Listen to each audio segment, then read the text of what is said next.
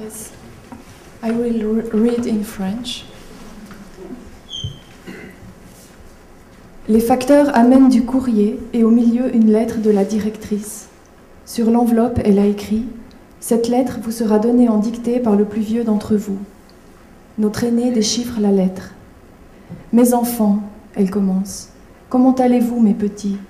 J'espère que vous vous sentez bien et que vous prenez le temps de vous divertir un peu à côté de l'étude.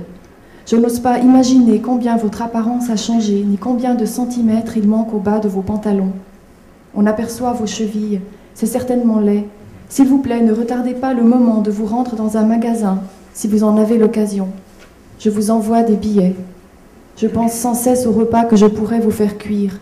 J'ai mis de côté des recettes. Je serai un jour de retour pour choyer votre digestion et donner ce qui pourrait manquer à vos organismes. Mais je suis intimement sûre que vous pouvez vous suffire. Vous êtes heureusement nombreux.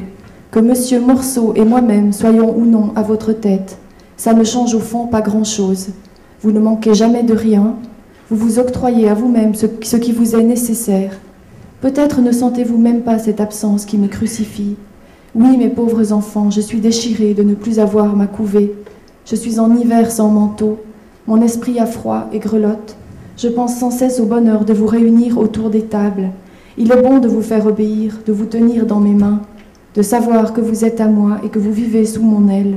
Vos pensées me sont ouvertes et vous me donnez toujours tout, d'un bloc tout ce que vous êtes, parce que vous êtes mes enfants et je suis votre directrice qui vous tient sous sa protection et qui ne vous lâchera plus, non, jamais, quoi qu'il advienne.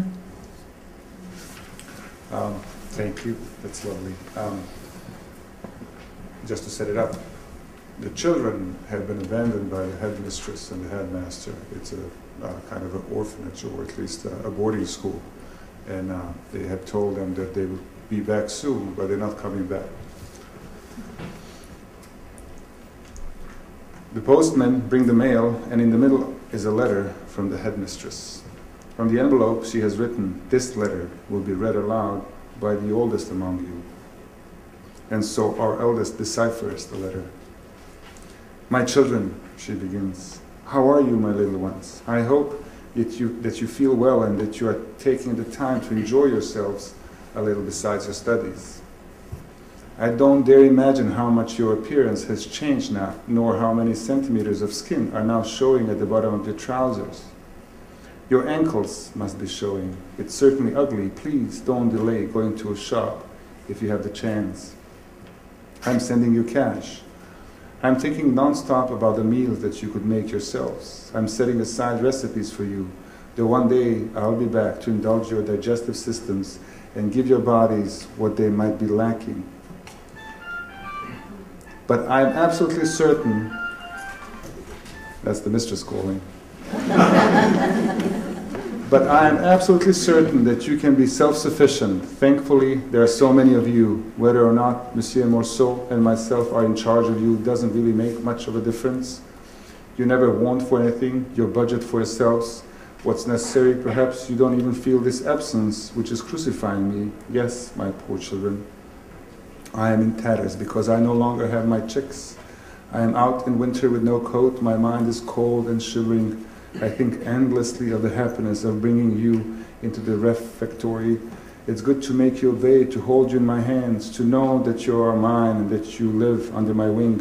Your thoughts are open to me and you always give me everything, all that you are, completely, because you are my children and I am your headmistress, who keeps you under her protection, who will no longer let you go, no, never, no matter what happens. I insist so much on that because the times are difficult. We are still detained, and for the time being, I don't see any possibility of returning to join you again. While waiting, do keep sitting up straight in your chairs. Don't bring shame to those who gave their lives for yours. You aren't hunchbacks. You aren't rolled up like little snails. Don't forget your backbones. Hold yourselves up proudly. I send my thoughts to all of you, from the biggest to the least developed of you. I care about every hair on your heads. Note that I've intentionally employed a complex vocabulary in order that you can doubly profit from my letter. Don't forget the postscript. More kisses than ever. Your sorry headmistress, Madame Morceau. Postscript. My children, you are the salt of the earth. You are the compost, the leaven. You are the divine goodness. Grow and multiply, and don't forget, before going to sleep at night, that Madame and Monsieur Morceau were your guides in childhood, your beloved headmaster, Monsieur Morceau. We know that we'll do what we have to. We still cry our eyes out, of course, but our noses are blown, and we'll soon be able to laugh without showing our glottis and tongue. At meal times, we force ourselves to stay until every dish is empty. We know that the headmasters would like to see us at midday, all of us seated as we are, amid the tinkling of the dinner service. We never lick our knives. We swallow cauliflower and so on without fail, but my God, if only Monsieur Morceau could come back soon to make conversation at the table. It's a dessert between us, and we bore to death, and if Madame Morceau could only come back to take responsibility for the never-ending choices we have to make, so we could have fun again, that she could decide for us where to go when we go out for a walk, or in which place to take refuge when we get caught in a storm, which shirt it's better to wear, whether we should put on socks or not, if it's time for a bath, what time to set the alarm clock, and how to grow up, how to react, what to think, what temptations to avoid, and on what to model our lives. The reports.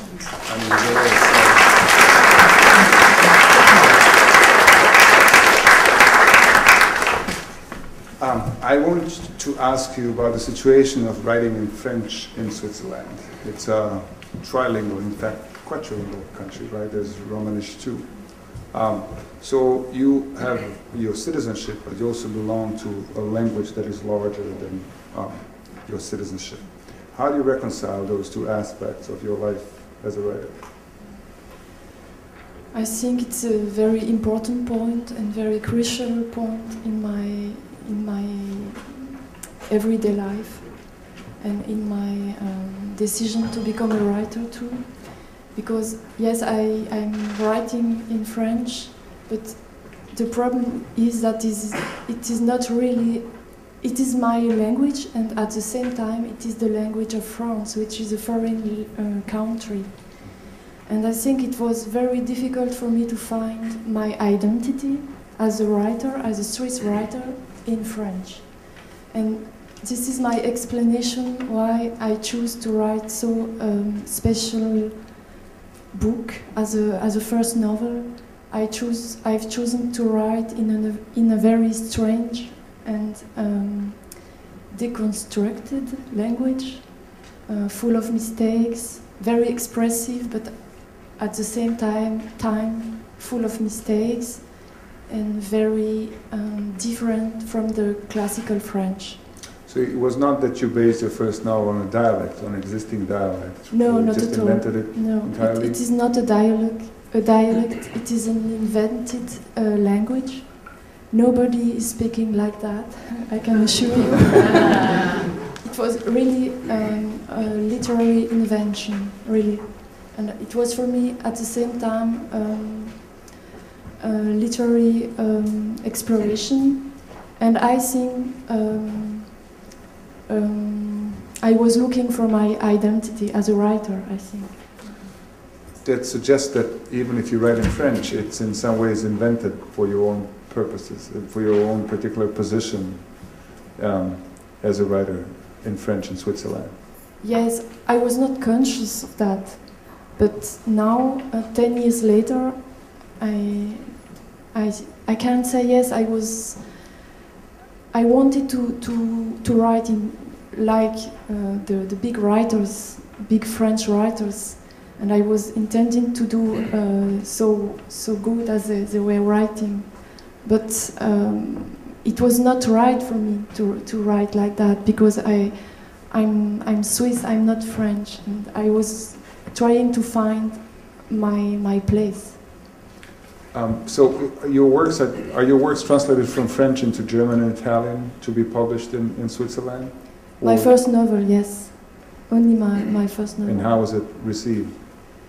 Well, That's good. you know, I was lucky because it's not automatically the case that a French-Swiss writer becomes translated into German.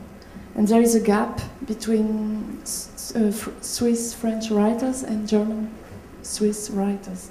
And we don't know each other because if we are not translated, we can't read each other. Right. So the Swiss Literature Institute in Vienne, that's in the Francophone part of the country. Yes. But does the institute, are there German or Italian language writers working at the institute? And if there are classes and workshops, are they conducted in German or Italian? Both languages. It's a bilingual institute, and I'm teaching in French, but I have a lot of colleagues that are teaching in German, and sometimes there are atelier workshops that are bilingual, yes. So you would have students who take workshops in all of those languages and then choose yes, to not write one of always, them. but often, yes. And how was your work received in France? It was well received, but it created a surprise, I think, because of this strange language of my first novel.